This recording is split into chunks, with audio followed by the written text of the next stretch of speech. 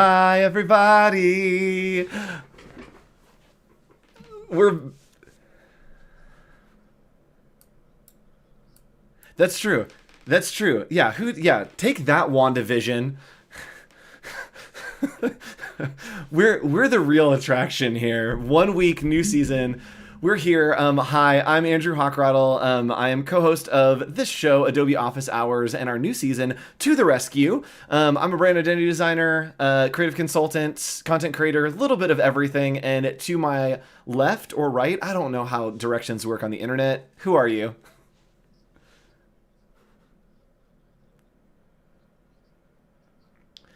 Oh, hold on. It's saying that Nick is muted. Why is Nick muted? Hold on.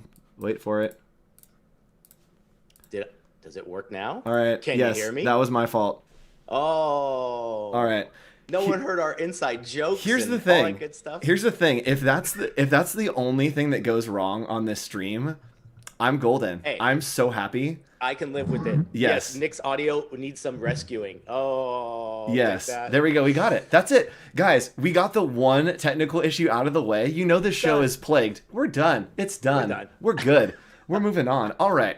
Hi. Nick, go ahead and introduce yourself and yes, it's I'll going to be reintroduce awesome. myself. Guys, Nick Longo from Los Angeles, branding designer, co-host of this fun-filled show on season 4. Ah. What just happened? Yes. I'm kind of shocked. So we're here. What are we doing this semester, Um, Andrew? we are going to be finding your creative problems and helping to fix them. We are bringing people on, not well, live-ish. We're bringing on actual other people, so you don't have to stare at our faces the whole time. And we're going to have them present their creative problems and then give our solutions to what those problems are. So it's going to be very fun. It's a very different format for a show. And we think it's going to be really fun. We think you guys are going to love it. This season is going to Yes. be 13 episodes, which we're so excited about. We're going to be here for quite a while, hanging out with you and your creative issues. If you do have a creative emergency, you can submit it at our forum down here, bit.ly/ohrescue. That is the place to submit your issues, your comments, your problems, and we'll be solving one every single week here on Adobe Office Hours to the Rescue. Nick, we have someone in chat that is actually our person today with the problem that we're solving. Do you remember who it is? Oh, she's here somewhere? Yes, Wait a Taylor. minute. Hi, Taylor. There she is. Welcome. What's up? Welcome to chat. Yes, we will be talking to our friend Taylor Falls today. And before we get into that, Nick, we made a promise last week that I think that we're not going to follow through on, which sounds controversial, but it's not as controversial as it seems. What are we going to be doing for our giveaway that we had talked about last week? Yeah, good way to kick off a new season. Hey It's guys, true. we lied. It's true.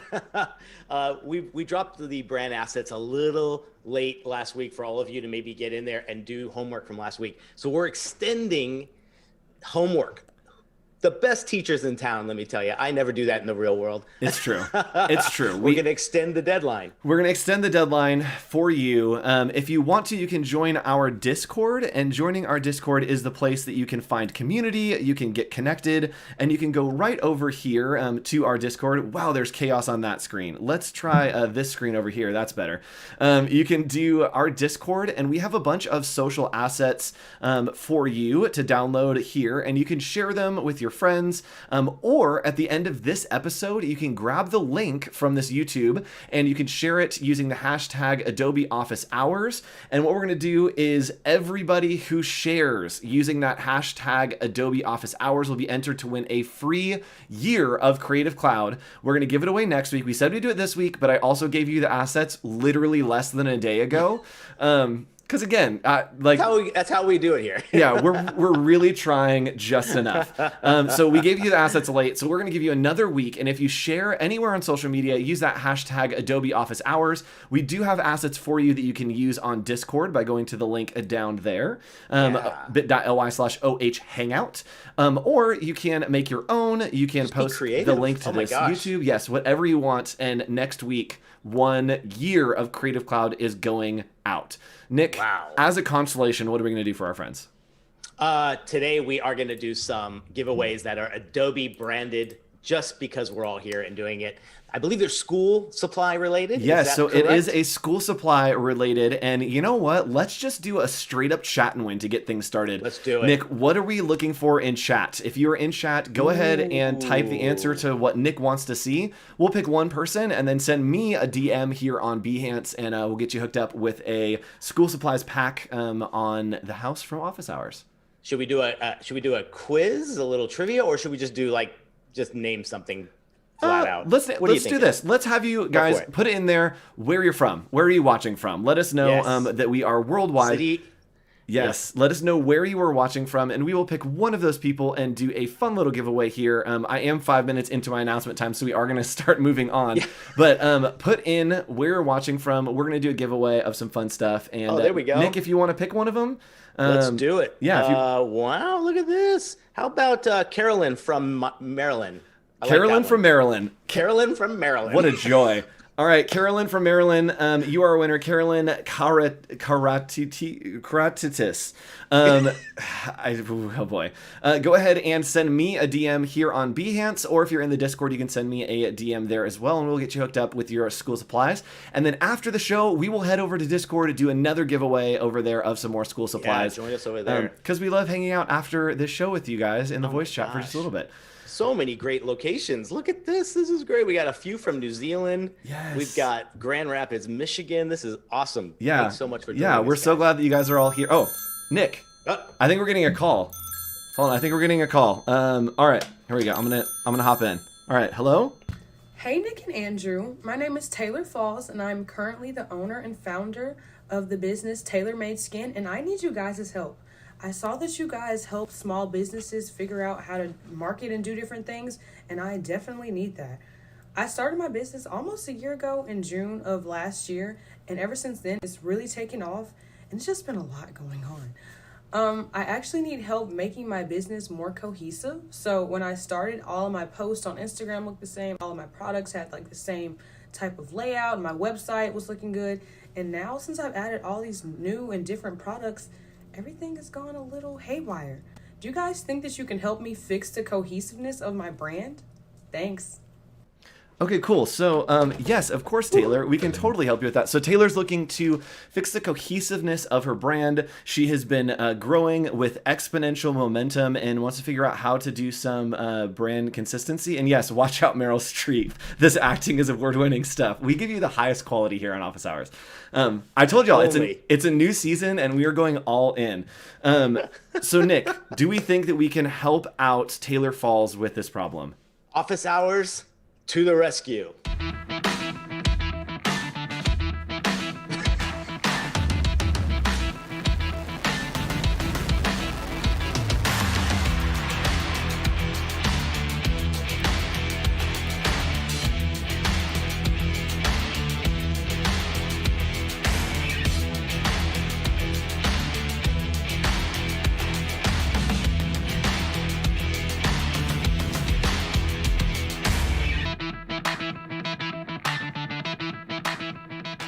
All right, we are here and we are ready to go to the rescue. That's right. We are here and today we're going to be talking about brand consistency. And as you can see over there, you can submit your problems as we go through this. But up there, Taylor is a student from the University of Alabama. And today we're going to be talking about doing some management of momentum. So Nick, do you want to take it away and talk us through some thoughts on managing momentum? That's a good question because the slides I have not. Let's see. We're not sharing them right now, are we? Oh, they are up. These slides are indeed up. They are different for you. There we go. Yeah, Nick's gonna I'm gonna present. be a little on the delay Yeah, side. Nick's gonna so. present this presentation 30 seconds behind. Didn't even think about that, but yeah, all right, cool. What do we got, Nick? Talk about brand consistency. Great. I wanted to show you guys some stuff. These are some great examples of how brand consistency could be so strong and like make the brand work anywhere it lives. You can look at these. The best ones I love are the ones from Airbnb here, Yahoo, Coca-Cola. You can see how they take their entire brand and they're very thoughtful and meticulous about where it goes on all the different forms and applications. And nowadays, applications are everything from your watch to a billboard and everything in between, right? Absolutely. Yeah. What's our next one? Why does brand consistency matter? Like, why are we doing brand consistency stuff? You want to make sure, number one, you're leaving a lasting impression. That's kind of like the number one thing when it comes to this, because basically your brand is going to be seen all over the place. So consistency, cohesiveness, making a lasting impression for sure is number one as well. But I'm going off of this because I'm still 30 seconds behind on our slide. Loving it. It is the same deck that you sent me in the same order, Nick. So if you want to work off that, it is exactly the same. We're going to do that. So Yes. You've got communication for sure. The credibility of your brand is 100% exactly what you want to do. I think there's a big part of trust there that's there too. I know when you're driving around in a new town or something and you see those signs of like a Starbucks or something, there's that sense of like trust. You're like, there's my brand. I'm going to go. Yep. It manages the perception as well. So if you're trying to keep a consistent look and feel throughout everything and tone, it does that. But I think most importantly, it's that brand equity. We know these things. We know logos so fast, probably even faster than color and typography. I think sometimes that's the biggest thing. What do you think? Absolutely. Yeah, I think that it's interesting. The example that I'm thinking about when we're talking about trustworthiness is Uber. Anytime that I'm like in Vegas, right, they have a sign that's like Uber pickup and it's that black with the type. And I'm like, oh, I know that I can stand here and a random stranger in a car will come pick me up and I can trust them to take me to where I want to go, right? That like they've built so much brand equity that it feels like it's trustworthy somehow that I can just hop in and be like, oh yeah, I trust them 100%. Exactly. So continuing on talking about brand consistency, Nick, where does it live? Yeah, so you've got everything from, it starts with your whole strategy, right? All the stuff you do up front. That's where you develop everything. Then you take it obviously into anything you build that is your visual identity. And that is your brand boards, your style guides, you name it. The other stuff that is much more popular now too is all the extra brand assets, secondary logos, social media things, you name it. This is why we have the most robust job out there, man. Like we get to do all these things. And something that Andrew's going to show you a little bit of is brand standards. Yes. And that's where, again, how many times have we told people when you're doing a logo design, don't just price out a logo design, price out a logo design and a brand standards page. You got to let people know how to use your thing. And that's what we'll be doing a lot of today is helping her use your brand assets. She has an amazing brand. First of all, let's just say this, super impressed with everything she has done. That's true. So we're going to show her how to kind of put it together and make rules and regulations. Yep. And so when we hop over from kind of the theory and ideas of stuff, we're going to show off of her brand a little bit, her Instagram and maybe her website as well. So we can get an idea before we hop into what our solutions are.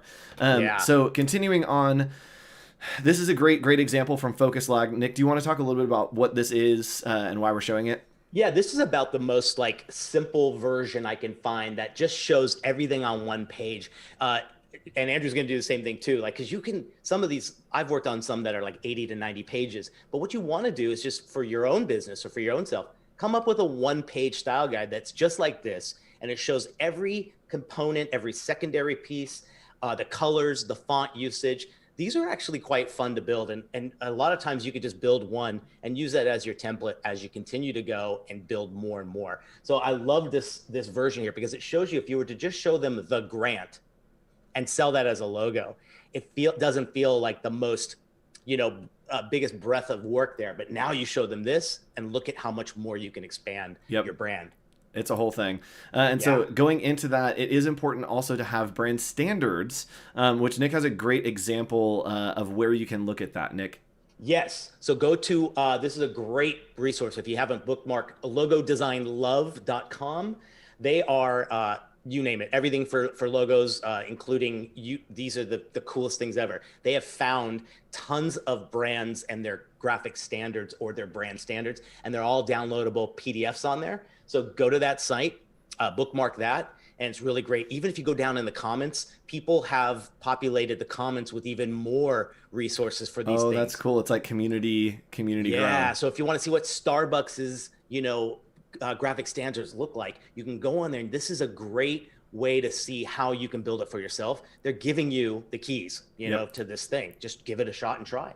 Yeah, and so expanding from that, and this is obviously your zone, Nick. Every time that we want to talk about design anything, it ends up at packaging.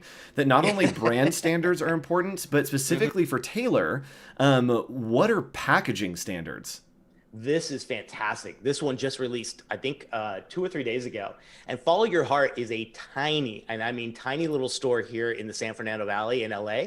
And they have a line of vegan and vegetarian food that has actually blown up and has become bigger than their store could ever imagine. And it was just recently rebranded by Chase Design Group here in LA.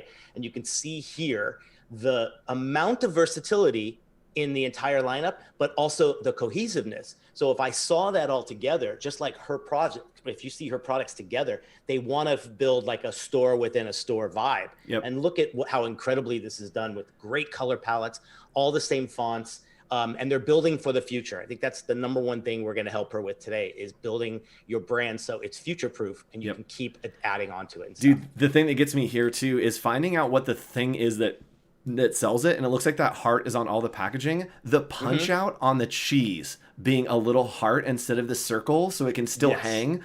That's the next level, right? That's when we're talking about your brand standards, that it's like, oh, the heart is something that is core to our brand. What can we do to incorporate that in a fresh and interesting and surprising way? I love just those subtle things to be able to do a little bit of twist on the normal to make it not just a regular cheese package, but it is now your cheese package. Definitely it. You're right. And those are those little extra, it's just going the extra mile. Yep. And Taylor has talked a little bit about growing and having different products, different product lines. And I think that she has some other issues as well with different SKUs and stuff. But talking about brand hierarchy, how do you manage when you're doing a bunch of different brands? Yeah, this FedEx is kind of like the most simple version of it, where you take your master, call it the master logo or what's on top of the umbrella. And then as everything comes down, all of the other entities that the company does. So she's thinking of doing a seasonal line or a limited edition line, or maybe it gets tied in with a YouTuber or something. And she gets this really cool way to do a collaboration. This gives you a way to kind of have a page, show all your logos and your entities, and build it here first before you do anything else. And this is a great way where they've used color and they've used kind of the tagline as a way to separate it. Other companies can go crazy. Like you have companies that are like Unilever and whatever, and they own 9,000 companies. Yes. There's really no, when you see those trees, that's great, but there's no synergy between those brands. You got to look at a brand like this that has multiple, like Disney's a perfect example. They have Disney Parks, Disney Studio, Disney Animation, ESPN. Disney Channel. Right, exactly. Okay. All right. Yeah. So continuing on here, great example, Pringles, right? Oh my gosh. Yeah. This was another one that was just released about a month ago. It's so good. I love this one also because you can look at the independent original and go, hey, yeah, it's a great design, not lighting my fire. But when you see how they are taking all four of them, the wavy, the scorching, and the light, they're showing you how, look at the Pringles logo. Do you notice how it's always in the same spot? Yes. You look at the net weight and everything, always in the same spot. Yep. Everything else gets to change. Yes. And that's the beauty. Yep. We're going to talk about that a little bit in a second. I'm actually going to show you an example. If you're going to do things multiple times, do it once. That's like the way that I like to think, is if I'm going to do something and I know that it's going to happen multiple times, I'm going to do it once and just make that one thing into 100 different things very easily. And I love, again, the twist on here's what it should be versus here's what it could be, that there's that little twist on it's always the Pringles logo, but like it's wavy. And so he has eyes that are squinted and wavy. It's hot. So he's got the steam coming out, that it's just that tiny little nod across the other side. Yes. So taking over and talking a little bit more about theory, I'm actually going to show some examples after Nick is done. He's going to show us a little bit of behind the scenes and we're going to get hands on, but I want to talk about consistent variance. And this is what I just mentioned, is if you can build templates and assets for a dynamic system and not an individual like thing, that's the way to work. And so don't think about, okay, I need to make an Instagram post. I need to make another Instagram post. Think about, cool, I'm going to be making 50 Instagram posts over the year. How can I templatize that and create assets so that I can easily do one thing 50 times instead of doing 50 things one time?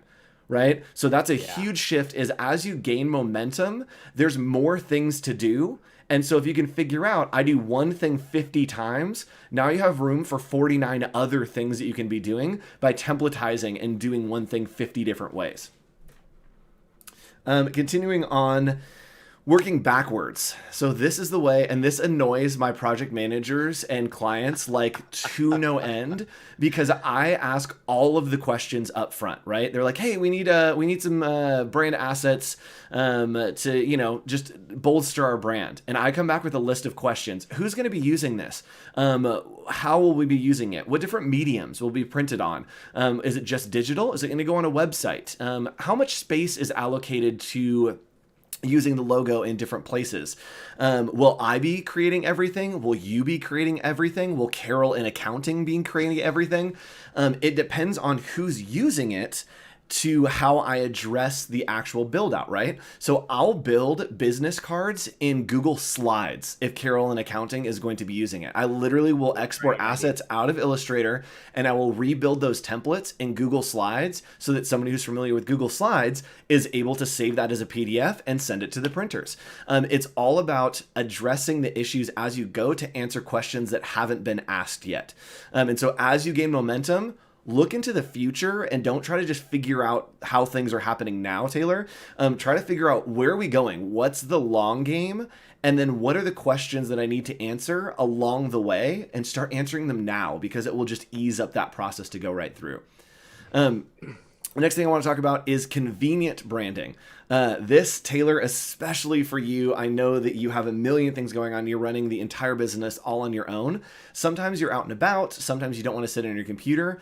Use Creative Cloud libraries to save your assets, to build a library. And what I like to do is I'll export PNGs and then just have a favorites folder in my phone of whatever the brand is. So that if I'm working in Adobe Spark, if I'm working in really anything, right, and I want to do a sticker or an overlay, I can simply have that already in a folder on my phone that I can toss my logo onto something and be like, look at this branded piece of content that I've created on my computer that I literally made like waiting for a movie to start in a theater, right? The other thing is to just set the context, right? And that's what I just said, that if you have a picture of your product, right? Or maybe you're like, ooh, we have like a candle. I know that Taylor makes candles, which I'm a huge candle fanatic, and I don't need to go do a photo shoot with a candle. I can put the candle on my desk, take a picture, and set the context that maybe I have a frame that goes around that. Maybe there is a brush stroke that goes on that, and those are all assets that I have saved, and I can just toss a brush stroke on it, and now it is a branded piece of content because we've set the context around it. And the other is keep adding resources. Create a library and keep adding individual things to that library so that it never hits a point where it's like, oh, I need to make more stuff. It's just always there and constantly growing. All right, the next thing that we should all do, and this is the last thing we're going to talk about, then we'll get hands-on, is talking through a voice and tone. So this helps you with captions and copywriting, that if you're writing something, you need to define what you are and what you're not, right? That we are welcoming but not overbearing, right? That it's, hey, come on over and use our candles, or use our body scrubs, or use some of our skincare products, right? Not, hey, you should be using this because your skin is going to be worse off if you're not using it, right? Two completely different things, but we're able to weigh our copy with how we want to communicate. And so having this as just a gut check as you write captions for social media, as you're writing content on your website, even the little blurbs that go back on the back of your packaging, Taylor, you can weigh them by some kind of test instead of just kind of thinking like, this kind of sounds right. We need to be able to weigh those through. That's so great. I think those are the subconscious things. Like, you don't realize how much you are seeing that in a brand when you're reading their social media post or the copy on their packaging. It's kind of neat. Like, those are those little hidden things in the background that help. Yep. And yes, Mimi says, I wonder if I didn't get a job because I asked too many questions about the test project. One, you test projects. Two, no. If they have a problem with you asking questions, it's not a client you want to work with. Exactly. Your client should be excited that you have questions because you are in a partnership with them. That's saying that your client wants you to work for them and not with them. If they're on board with it, any questions are good questions because we want to get on the same page with context. Perfect. I love that idea. All right, Nick. it's time for us to jump hands-on. We've got Let's do just it. over a half hour, which is perfect timing in my book. Let's hop over to Nick, and we are actually going to be sharing both of our screens in this new format of the show. So if you look over there, you can see that Nick's screen is highlighted in blue above me. Nick's screen will look like that, and then my screen, when I'm over here, will look like this on blue. So if you're wondering who's working, who's talking, it will be highlighted on the little tab above us. So go ahead, Who Nick. else does? Who does that? Who does that? Andrew, love you Hochradel. guys. We love you guys. Premium content. Premium content. So Nick, For talk free. through about the actual hands-on applications that we can give to Taylor and everyone watching about what they can do to level up. Perfect. I'm going to show you guys a few things that this is where I learned how to do this with an incredible marketing team when I did this Sears project for Die Hard. This first page gives you every element that's possibly going to go on your packaging. Okay. So you have your logo, you have your badges, you have your tagline, you might have some cool background or illustration thing. You have a gradient, you might have some pattern or texture, and then all the other elements. And great examples of how you can take the brand and change it. The same element can go to different color palettes and it's still strong. It's still exactly the same thing, but this hint of color makes all of a sudden a big difference as well. And we're not only going to show you examples, I'm actually going to show you how to do that. I think that Taylor is going to have a second call that comes in. We'll wait and see if she's going to call again. Does she ask us this? I think so. I don't know. We'll see. But yes, we'll talk a little bit about variance, and I'll actually show you how to do very easy variance on that. So sorry, Nick, go ahead. Keep continuing. Yeah. So photography, another great way by highlighting that color choice in there. If you have a signature color for a brand, use it in packaging. Okay. And again, you should be doing these kinds of things. You make up a mock page or a front panel of your packaging, show off all of these elements, and then we're going to go build and show you how we do it. So for this example, what I'm going to do is I'm going to make this fictitious Starbucks brand.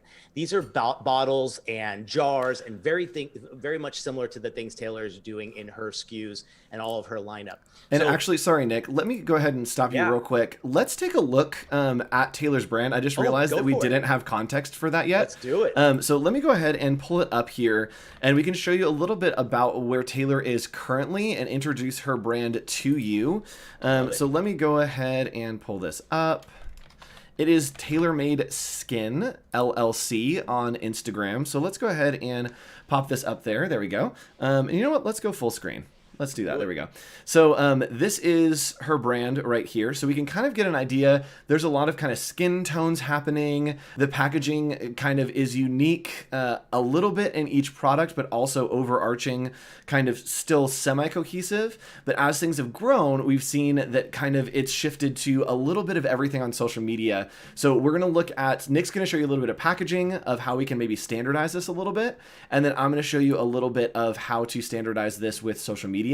And it is just Tailor-Made Skin if you want to check it out on the internet, online, and see some of the products. Round of applause for her doing that.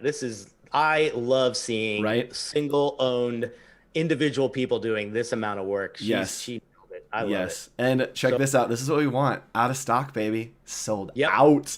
And hopefully we're going to continue that, right? As we get restocks, we're going to take some time. We are going to standardize up with this brand, take some of the advice that we're giving today, and then we are going to pretty much hopefully stay at this out of stock zone every time that we do a drop. So Nick, sorry, continue on. Let's talk about packaging and how we can standardize that packaging. So if you're doing your first layout, this is maybe the best time to do it because you're setting the groundwork for the future. And what I have here is just everything that would be considered on the front, right? You're gonna have your logo placement, you have your background color, you're gonna have your series name. Trade dress is basically what you call anything that is applied to your packaging that might look like a strip of color, or even like you were saying, Andrew, this kind of swash or paint stroke or something that's consistent on everyone. And what that does is it helps identify it from far away and you know exactly who that brand is. You also have your illustration or anything that you're doing that's kind of that background kind of touch. And more importantly too, is you have this whole area of like the flavor or the variety, or it might be the scent of what she's doing. Add a little spice. Yes. And then sometimes even this little paragraph of description. I love the pattern thing too as well that you can bring in here at the bottom. But the cool thing about it here is what I started to do was I was thinking, okay, we got to think about all the other varieties that Taylor's going to have in her system. So I automatically made a few color palettes here that basically have a darker hue on top and a lighter hue on bottom. And I love this idea of doing it kind of a little bit future proofing at this point, because now when I get to my second one, I have something ready to go. Yep. Oh, hold on. I think that Taylor's calling back in with another problem. So let me see. Taylor, what's Nick has his phone. What's up, Taylor? What else you got? Shoot, Nick and Andrew, I forgot to add one more thing. I need help with one more thing.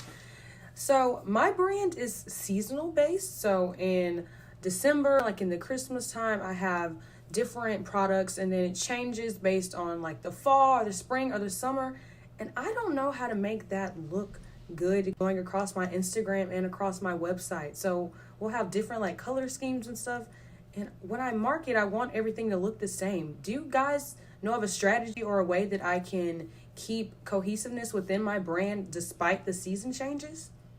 Okay, cool. So, thanks, Taylor. So, Nick, the question there was a lot of stuff is seasonal that she's working on. And so as we're talking about, right, maintaining consistency, how do we maintain consistency, but like also shift it for seasonal, right? And somebody asked this question earlier in chat. What happens when your client wants to go off the rails and kind of do their own thing? How do we manage being like variable, but still staying on brand? Perfect. So let's look at the master brand of, let's call it the everyday, right? Okay. Before we do that seasonal, because what we want to do is now have everything. We've learned our color palettes. We've learned our trade dress. One of the best little tips I can tell you is when you're doing a trade dress or something like this, you come up with a ratio. My trade dress is 1/5 of my height, right? So whatever the height of that packaging is, I'm just coming up with this, but that's going to be my rule or my ratio for anything that's a vertical product. So again, I just stack up a bunch of squares. My 1/5 gives me that idea. Do the same with this one. But for shorter ones, maybe it's 1/3.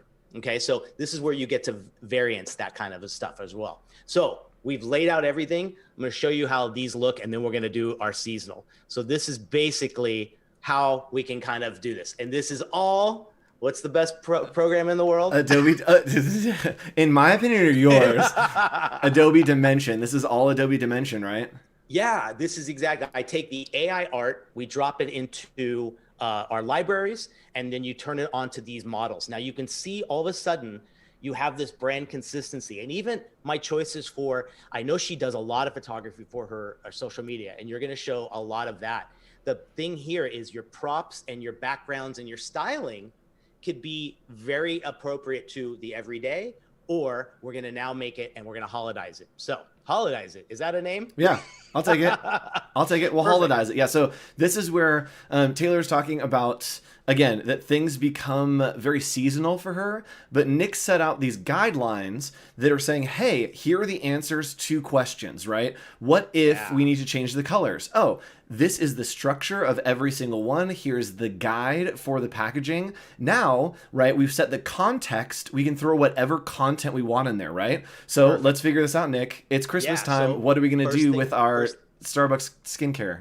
First thing I did was I basically thought of some kind of like holiday glitter, and basically from these swatches, we can literally just drop them in to here, and we get ourselves a nice little pattern swatch of whatever that gold glitter is. So we can make these already. You do not have to spend money on metallics and all these other things. We can kind of replicate it through 4-color processing if that's all. And she's doing these at home, I believe. So again, you get the whole effect of glitter and fun and shimmer with very much not spending that much money. Yep. So I went through all this, and this is kind of what I came up with. We came up with a little bit of a different gradient here for the background.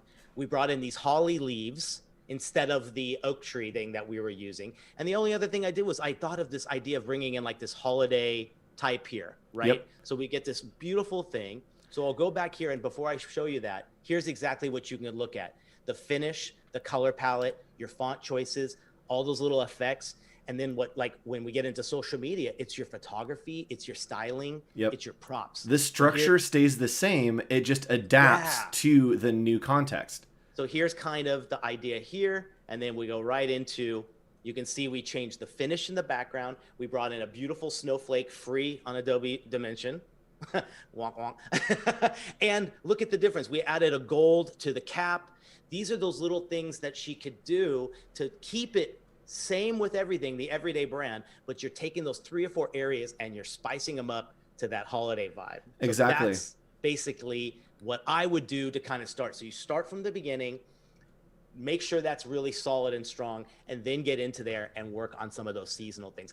I love this part of it because, man, sometimes it's just like the frosting, you know? Yep, It's exactly it is. that. And as Nick was showing, like, it's so important to have, I know that Taylor, you're probably printing the labels at home, sending them out somewhere to get the labels put on, setting up some kind of structure and form in Illustrator, and making sure that you have the guides set so that it's like across the board, here's where the description goes, here's where the type goes, here's where the title goes. And then those can adapt and shift and change, but you're still using that structure that Nick had of here are the core elements, and let's figure out how you can twist those elements without breaking the structure, right? So yeah, you just nailed it. This was the other thing I was going to show you. First thing I do is this kind of structure, and I show a bottle, a shape, or whatever it is, and I go over it with the client, or in her case, she can just kind of brainstorm on her own and do this it's basically a blueprint to your packaging that you're going to be doing. Yes, and having that kind of blueprint allows you to set up templates so that you can just reuse. And so that's, Nick, do you have any more things to show? Oh, it was just the slide. This was the last one that Cool. I'm showing you right Great. now. Okay, cool. So, great. Now that you're done, that was like, it sounded like that's what I was saying. There was no subtext there. I wanted to know if I was supposed to hop over. So Taylor, I want to hop over and show you a little bit about how I work with my clients that are doing everything by themselves or trying to manage things by themselves at a large scale. Great point. When I talked about consistent variance, let's hop over to my screen. And when I talk about consistent variance, this is what I mean. So this is something that I built out for a client, and they are social media templates.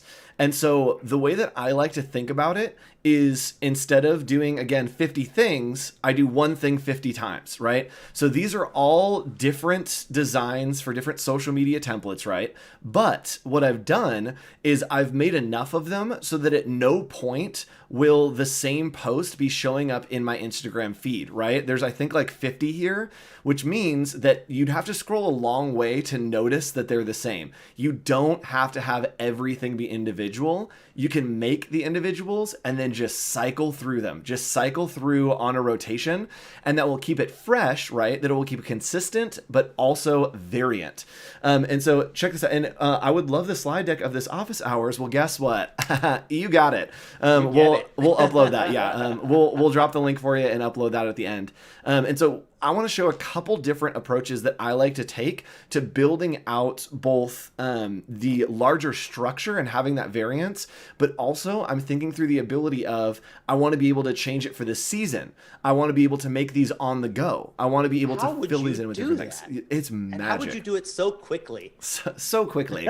So quickly. So the first thing that I've done is remembering that knowing that I want to do something seasonal, I'm trying to keep a limited color palette, right? I'm making sure that I stay to my brand colors. Taylor, I know that you have a lot of skin tones, a lot of pinks, there's some peaches in there. And so staying within a limited color palette is really important when you're building out a larger structure like this, because check it out. I can simply select all of these pieces that I've created. I can go to edit colors, and recolor artwork here in Illustrator. And going to recolor artwork, I can click on advanced options. And check this out. So now I have all of my colors that I'm using here. And let's say right now this is our Christmas look, right? Let's go ahead and switch it up. Not only are we going to use the same assets in a rotation so that it looks like it's still continually fresh, we're also going to change these up to maybe, Nick, what season do we want to do? Like let's go spring. Let's go spring. Okay, cool. So if we want to do a spring one, let's do a nice maybe a pastel-y kind of, we have like a nice little pastel-y green here, and then maybe we do a little bit of a maybe like a yellow. Pinky or like a yellow. Yeah, let's try Yeah. yellow and see how this looks. Kind of Eastery. Sure. Yeah, it looks good. And you can simply drag these around. There we go. It looks a little bit better. I actually hate this green that I did. Let's do a blue. See if that works any better. There we go. That looks way better. So it's very easy to switch around these colors. And now you can see the gradients, literally everything that I've created is now in a new zone, right? It's a new context, even though it's the same content, because we've changed those colors over. And it's very, very easy to do that using those colors. So that's a great way to do seasonal stuff. I believe, hold on, I'm actually going to do this live because I don't know if it's a thing, but I'm very curious if it's a thing. I wonder if you can replace colors with patterns. Ooh. Right? I think you should be. So you would to pick a color, so do a select all. Yes? Select all same color. Maybe. No, it's not going to work. Right? It's not going to work. It's not a thing. Are you sure? If I can make that work by next week, I'll show you guys next week. I don't think that that's a way that I don't think there's a way you can do that. But we'll see, because it'll mess up with the gradients. Anyway, Yeah. So there is a way to change all the colors very, very quickly. And then if you notice down here, right, not only have I built out all of the templates together, I've also built out all of the templates separate. So each of the pieces that I'm using in the templates has been broken out into its own artboard and its own piece. What I'm able to do then is I can build a Creative Cloud library out of each of these assets, or I can export them all as PNGs, save them in a folder on my phone, and then be able to just build these in Adobe Spark. Build them, like I could probably build these in literally anything by just overlapping and overlaying. So super, super easy, super quick. And if you can see over here in my Creative Cloud libraries, this is actually for a different client, but I have every single piece that I would need to build on the fly. I have all kinds of lines for their brands to use as accents. I have all of their different badges, different lockups. I have every color saved. So I can simply grab these and start working with them on a moment's notice.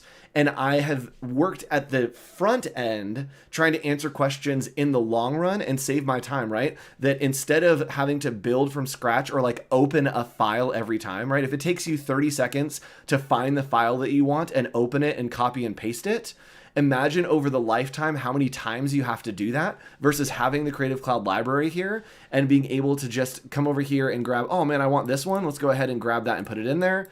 Awesome. It's placed. I'm good to go. Right? We can do it so quickly, so easily. And 30 seconds may not seem like a lot, but if you're going to do something once, if you're going to do something a bunch of times, do it once, right? Yeah. And over time, you've almost turned Illustrator into like the plug and play of Spark. You know, you're just, and that's the cool thing about being that organized. I really think it's worth taking the time to do it up front. I know when I didn't do it and I'm trying to find that asset, you're sitting there going like, I wish I was a little more diligent in putting things together. Yes. And Creative Cloud libraries thankfully sync across the board. And so I can't tell you how many times I open a logo and like put it somewhere from a file and I'm like, this doesn't feel right. I actually do this with my personal logo all the time because I have one that was on my business card that is like my HOCH with my exclamation mark that was stretched to the size of a business card. And then I have one that's like the lockup. I have one that I stretched to like a weird size for a website. And so anytime I'm like looking, I'm like, okay, where is the actual one that I want, right? And it drives me crazy. And then you can just put those things in a Creative Cloud library, know that it's always consistent, and know that you ever update it in the Creative Cloud library, it will update across the board everywhere that you've ever used it. Awesome. And yes, Mimi says, I wish I could organize my physical life like a CC library. Yes. Adobe Sensei. If only we could. Yes. It's coming. It's coming soon. Yeah, we all need an Adobe Sensei. Something else that I like to do, and Nick, you talked a lot about brand standards, right? Yes. And can you recap just what brand standards are in general? It is the brand Bible. It's basically the guidelines. Don't forget, you're not the only one that could possibly be working on this brand. It might go to a junior designer, might go to a licensee of something that you might be working with, and you got to give them everything that brand is, all of its standards, all of its sizing, all of its, I call it the Bible. It's like the commandments, right? That way, there's brand consistency no matter who works on it. Yep. And something that I want to talk about, those questions that I like to ask at the beginning, right? The questions that I ask at the beginning are, who is going to be using this? That's like one of my number ones is, who am I building this for, right? And sometimes you get different answers and you need to adapt to both of those. So I'm going to show you some examples. And Taylor, this may be a great idea for you to do. And I'm going to show both ways. I actually don't recommend this first way. I don't think it's worth your time right now to build a full brand standards. But if we're going to be presenting to a client or in the future, the reason that I would have brand standards is if you're working with in-house designers, if you are working with contractors, or if you're working with people that aren't familiar with your brand, right? And like you said, this is like the brand Bible, right? So it's like the pamphlet that you hand to someone that's like, here, learn all about me. Here is our business's way of life, right? If somebody's already in it, they don't need that, right? So Taylor, you own the business, you run everything on your own. You don't need a brand standards manual. I know that's like such a hot take. I don't think you need a brand standards manual if you're not working with other people. You need a page or two. And so, yeah, exactly. You know? So this is an example of a brand standard manual that I've built for a client. Built up, it's got the logos, every little detail, separate pages. I think this is 15 pages of brand standards, examples, a little bit of like, here's everything. And like, this is where the real sell is, right? You're like, here's the value that you have. And this is something that would be helpful for another contractor, right? If you're working with someone, hey, I need you to design some stuff for me, manage my social media, boom. Contractor understands exactly how to do this. But Taylor, since you're doing it all on your own, here's a quick reference guide. This is all you need, right? Don't spend time doing a brand standards manual if you don't need to. Literally quick reference. So this way, if you have someone helping you with something real quick, right? If you have maybe someone in your family or a friend are going to help you, fulfill orders, right? And they're going to help pack and package. You can have standards of, hey, on the bottle, the label needs to go a half inch from the top, a half inch from the bottom, and centered to the left, right? Yeah. That can be on this one sheet that you can just have taped up in your office, that you can hand to a friend, that you can hand to someone that's helping you out just a little bit with the brand so they can understand it, but they don't need to like live it. And so I think once you grow and you have your big break and you go in Shark Tank and you have like 1 million employees, that's when you need a brand book, right? Because you're going to be working with all kinds of people. But and for everyone's now, going to touch that. Yeah, exactly. Everyone is going to want a piece of it, and everyone's going to want to work on it. And so having just a quick reference one pager is so helpful for quick reference and to be able to just real quick be like, oh yeah, here's the font that you need to put on that. Thanks. Okay, great. Gone.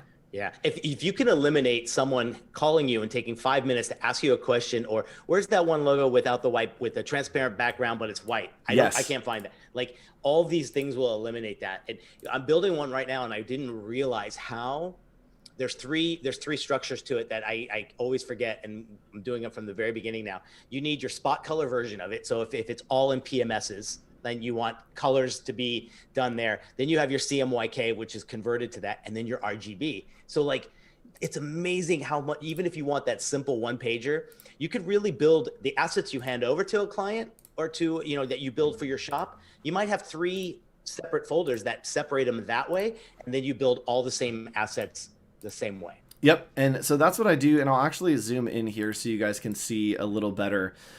You can outline all of those numbers, all of the hex codes, all of the Pantones, everything individually there. And like we said, it's usually easier to have names for those colors. But again, in the brand guide, I have unique names for these colors, right? This is where the sell is, that it's quality red, excellence blue, teamwork gray. Those are the values of the company. But on my quick reference, Pantone 186, Pantone 654, because I don't need the sell. I don't need the equity of like buying into the brand.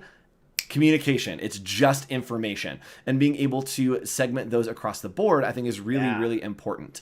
And so going back actually to these social media templates, I want to talk one more time about these. And Taylor, I know we've talked a lot about packaging. Nick has a ton of packaging advice, showed great things. But setting up some templates in InDesign, in Illustrator, wherever you're going to be working, take the idea of these social media templates and apply them to your packaging, right? That maybe you have a variant for the round packaging that you have. Actually, here, let me hop over to your website one more time. Just a second. And I think, Nick, how would you set up having a bunch of variants for those packaging to make sure that things are like copacetic across the board? How would you set up that file? Ooh. I would probably do I like to do one master and let that be my master, that let's say a new variant comes across later in time. I will take that, start from that one. It has all the assets I need. It's set up in the ratios I need. Then she could take it like, oh, this one's a complete vertical version of the horizontal one. And she can basically take that and kind of, I like having it next to my workspace so I know exactly what I'm trying to follow. Yes, I agree. And I think having almost one giant document with Yes. all of the different variations to me is always helpful, because then I can see right away what's not fitting in, what's different, why is something a little bit off. And looking at your products over here, we can kind of see that we have bath bombs, right? We've got different characteristics and different kinds. And maybe here's the real win is you set up some templates, and maybe the same label that goes on the moisturizing scrub is the same one that goes on the body butter, because there may be a similar jar, right? That we're able to standardize across the board and be able to set up our grids, our guides, and everything to make sure that things are landing exactly where they are, where they need to be. And then you can see the consistency across the board. And then the great thing about that is if you want to do a seasonal line, you can grab all of those at the same time, change the colors. You can find and replace the font. Let me show you that. Let's show how to do that a little more hands-on. That's so the best. Yes. So let's say that this font that we have is not quite working for me. I want to do something more regal, or that we want to do something that feels like, oh man, maybe it's more scripty or Christmassy, right? I don't even have to select it. I can go to type, find font, and it will show me all the fonts that are in my document here. And I can say, oh, actually, you know what? Let's brand this like office hours, right? Maybe these are office hours social media templates. I can simply click on Stoltz Medium down here, which is the font I want to replace it with. And I'm going to click on Change All. And it has now changed all of that text to the office hours font, and replaced everything with the font that I wanted. So it's now updated. And maybe we want it to be in the office hours colors. And so I can grab all of these, and I can simply go back to edit colors, recolor artwork. And we are going to drop in that nice little red that we have for our To the Rescue. Nice little blue that's happening down here, To the Rescue. Got it. Let's go ahead and flip those and see what happens. Yeah, looks good. So there we go. Now suddenly it is matching all that's around us. The type is on point. The colors are on point. Everything is editable on the fly and in bulk, right? Anything you can do to edit across the board as fast as you can, that's what you want to do, right? And sure, we have to come in and do some individual augmentations here just to make sure that things are fitting in spaces, but it's saving you so much more time to do that than to go back and try to build from scratch every single time. Make templates. If you're gonna do it a bunch of times, do it once. And Nick, can we look at your die lines one more time and just recap how you're setting up? Because I think that would be very helpful for Taylor for setting up the different kind of packaging and labels that you're working with. Yeah, I, again, like to start with a very much of draft first before I even go into the template or the die line that I've been given. But Taylor, what I did here is I just took snapshots of the sample I got, and I made that pink magenta line is just the outline, so it's close to the dimension. So let's say you found a new jar and that's the one you want to use. I just make a dead-on dimension shot of it, so now I know I could build this out completely, but I know what's going to be centered on the front, right? One thing I wanted to mention too, while we're in this and your social media stuff, the best tip is don't feel as if you might have this feeling like you're making everything look exactly the same, you know, and these brand standards feel like a little boring, and you want to veer off. Don't worry, you're the only one looking at this entire entity on your screen. The typical consumer is seeing it for the first time and going, lovely, this speaks to me. You did a great job with your packaging. Just keep going on with that as well. But here's where you can kind of make those little changes. And this is what keeps it interesting as well. So I like to I use my rulers all the time, and I'm just dropping them in. I want to make sure when I have them here that everything lines up. I can look here and see, is my logo the same? This as well. These are all those little things I can catch because we're doing them together on that one image, like you had mentioned. So this gives you that chance to make sure everything is really, really good and clean. Again, different patterns and different textures and stuff that you can bring in are different. That's where you can really be unique and crazy, but it still stays in line with your brand the way you've done it. And I love the idea of just even the glitter, the snowflake thing and everything. This is such a fun way to do unique things that are there. You're not changing the architecture, you're just changing the fills and the assets and the tone, basically. Yep. And the best advice that anyone's ever given to me about running a brand is right when you're starting to get tired of it is when people are noticing. Good right? idea, When yes. you're tired of it is right about when people will start to notice. And so even if you're tired and you're like, oh, I feel like I have to change it up, or I feel like I need to do something different. No, keep going. Even Yeah. though you're tired of it, people probably haven't even noticed the consistency. They haven't started to buy into your brand. And as you're tired of it, you've seen it every day for a year. They've seen Yes. it twice over a month, right? And they're starting to buy it. So just keep that consistency and keep pounding through. Yeah. So with that, I want to plug one last thing. Make sure you join our Discord right over here at bit.ly/OH Hangout. We're going to be going into the voice channel in literally like 5 minutes right after the show, doing a little giveaway. Nick, what are we giving away? We're giving away the Adobe Education School Supply Kit. Love it. Should be fun. It sounds Good official. stuff. Yeah, it sounds like it's an official thing. And also next week, remember, if you share this episode that's happening right now, you can Yes. grab the link by just clicking on the little YouTube and then copying that link and sharing it. That will be the consistent link. You can share this with your friends. Go ahead. Actually, I think you can grab the Behance link and it will stay consistent. Go ahead and tweet it out, post on Tag us. Instagram. There are all Just so we kinds know. of different things. Tag Nick or I just at Hawk.co or at Longo Designs Inc. And if you want to, and you probably should, hashtag Adobe Office Hours as well. Yeah. And we will pick a winner at the beginning of next week's show to win a free year of Adobe Creative Cloud. Thanks for joining us today, y'all. Yeah, what'd you guys think? This is fun. We got a few minutes. I want to hear what you guys thought because I love being back on the screens. We and actually doing don't have a few minutes. great work. We Oh, need to don't. end I know. like We're literally right now. Right now. Okay. Yes. Thanks, So everybody. Bye-bye.